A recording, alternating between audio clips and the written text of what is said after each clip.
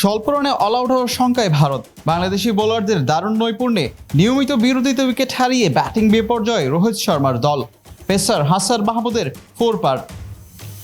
নাহিদ রানার গতিতে নাকাল জয়সওয়াল ফিরে গেলেন 50 করার পরেই। অফ স্পিনার মেহেদী হাসান মিরাজও রাহুলকে ফিরিয়ে দিয়ে আরও জমিয়ে তুলেছেন চেন্নাই টেস্টকে। টপ অর্ডারদের ব্যর্থতার পর ওপেনার ইয়াসবি জয়সওয়াল আর ঋষভ পন্থ দলের হাল ধরেন।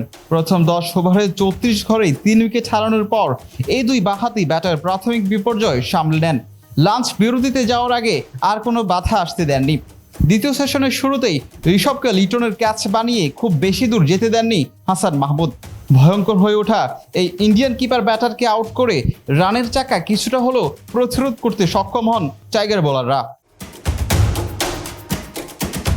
6 ব্যাট করতে আসা লোকেশ রাহুলের সাথে 48 রানের জুটি করেন ওপেনার জয়সওয়াল। এরপরই আঘাত হানেন গতির রাজা নাহিদ রানা।